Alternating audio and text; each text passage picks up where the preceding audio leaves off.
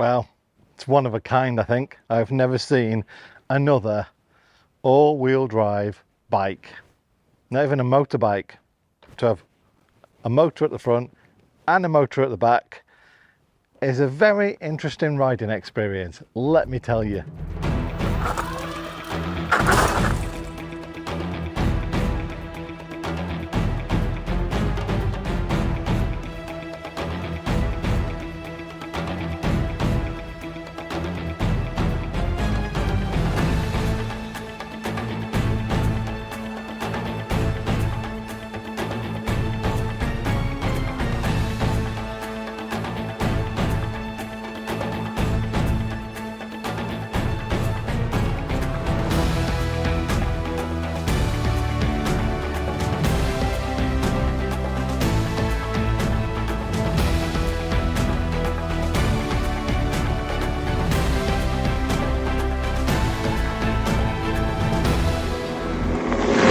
But what a riding experience. Yeah, I mean, it's addictive. So this is the Lankeleisi X3000 Max. So let's run through the spec. Front and rear suspension, both really good. The front, obviously, you got a choice of compression adjustment and preload adjustment. Light on the front, just like a motorbike light. Caster light, nice and heavy ahead. Loads of light there. Rear light is obviously a tail light and also a brake light when you touch the handlebar brakes. And you've got a 7-speed Shimano derailleur system on there, which is also really good, nice and smooth, operated by the hand controls up here. The handlebar design is very comfortable. You've got these nice little palm rests on the grips, and you've also got a throttle as well for the times that you don't want to pedal. The rear seat is nice, comfy, nice and wide, do like that. And you've got a rear carrier as well. I'm not sure what the weight capacity of that is, but I would imagine at least 25 kilos because that's what everyone else states. I love the design of this bike as well. Also lightweight and strong at the same time is just brilliant. It can actually handle about 180 kilograms of rider weight, and the bike is about 35 kilograms on its own. So that for me is pretty damn good. It's a folding bike as well. So should you want to fit it into a smaller space, then you could. And on top here, 2 screws, so you can put a bottle holder or some sort of other holder on the top there. The battery's in this compartment there, and you can either charge it in or out of there. The lithium battery is a 20 amp hour or 21,700 watt hours of power. Good for, they reckon, about 80 miles total range, or half that if you just want to use it on electric, and probably a little bit less than that if you want to use both motors at the same time. And why wouldn't you? Now with all of these bikes there's a key, and that locks the battery in place. So if I do that and take the key out, I can get the battery out, lock it in place. You then got turn it on position. Well, that leaves the key in place. But on this one, if you turn it on and then turn it back, you can take the key out and it still powers on. So I really like that. You no longer have to ride around with the key in the ignition all the time. So you've got a bike stand as well, which is really good, nice and strong, keeps the bike upright. Lovely pedals, actually really kind of quite wide, so you get a good grip on the pedals. I love the crank and everything else on there, it's quite neat. Some of the cables are routed inside, some are outside the frame as well.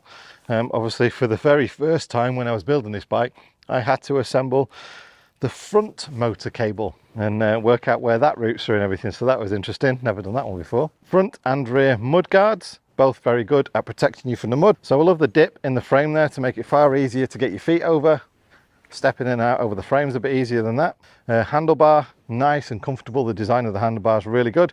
The display's really good, loads of information on there. And the little control pad for everything on here is really good as well. So you've got lights on and off, up and down through the speed controllers. And you've got a walk assist mode as well. If you press and hold the minus button, pressing and holding the plus button changes through the modes of single motor or dual motor or single front or single rear motor, so that's pretty good as well. And the information button goes through like max speeds, you know, minimum speeds and all that kind of stuff, and also a horn. Quite a good horn too, and it's good seeing the speed you're going on there is very clear, and how much battery and everything you've got as well. And the way that the handlebars rise up is a really comfortable riding position.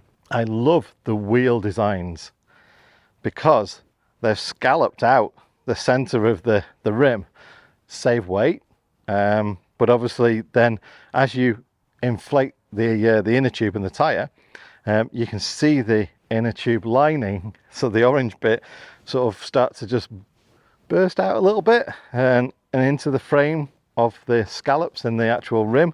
Yeah, I love that. That's absolutely brilliant. Really like it. Brakes are really good. Hydraulic brakes, disc brakes as well, 180mm discs, rotors, whatever you want to call them, and they do stop really well. You've got tiny little adjusters up on the handlebar controls here on the levers, and you get, yeah, really good firm control out of them. Really decent brakes, which obviously you will need because this is a beast. So let's actually talk about power. So each motor is a 48 volt 1000 watt motor, brushless motor as well.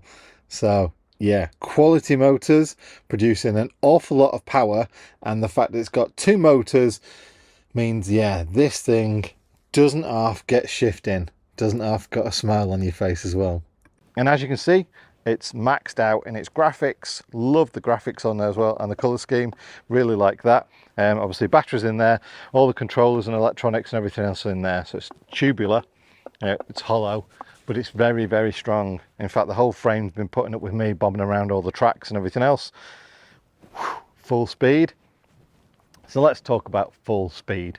I'm a big guy, and obviously to unlock its full potential and use both motors at full potential, you have to go into a few settings and unlock it all. Throttle and all that then comes live, and being that I've been totally off-road and on private land, I am able to experience full speed, which so far on the flat, downhill's a bit of a cheat. Downhill was nearly 40 miles an hour, uphill around about 26 miles an hour, and across the flat at full chat was about 32 miles an hour. That's not bad, is it? It's not bad at all. I mean, essentially it's a beast of a cross-country motorbike is what it is, but you know, an e-bike that does that kind of speed, that bombs around. I mean, you've seen where I've been on this by now, all the way that it sort of dealt with all the mud and the big grass and everything else, just ate it up, no issues at all, just bombed straight through it. Handles really well, it's very stable, very comfortable, you know where you're going with it. So yeah, it doesn't feel like you're doing those types of speeds, but poof, what a bike, what a bike. As far as assembly is concerned, pretty much most of it comes assembled. You have to put the handlebars on, and the front mudguard, the front light, and the front wheel, and the pedals, and everything else is pretty much assembled, ready to go. And the only other things I think I did was to just readjust the headlamp so that it pointed where I wanted it to point.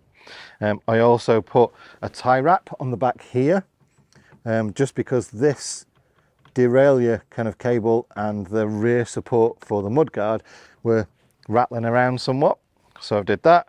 But other than that, just go around usual things, make sure everything's tightened up. Don't assume that in shipping this several hundreds of miles or whatever, don't assume that all the bolts are all still nice and tight like they left the factory.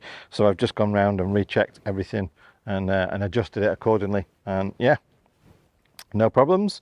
So yeah, out of the box, there are instructions, there is a toolkit, everything you need, the charger, just all the little tools that I needed, apart from just opening the box. All the little tools are included, and this is the very first time I've seen this as well, a bike lock as well. I inflated the tyres and started to enjoy myself. Oh boy, did I enjoy myself. And don't worry, I've not just left it to me either. Everyone that's been around has thoroughly enjoyed themselves.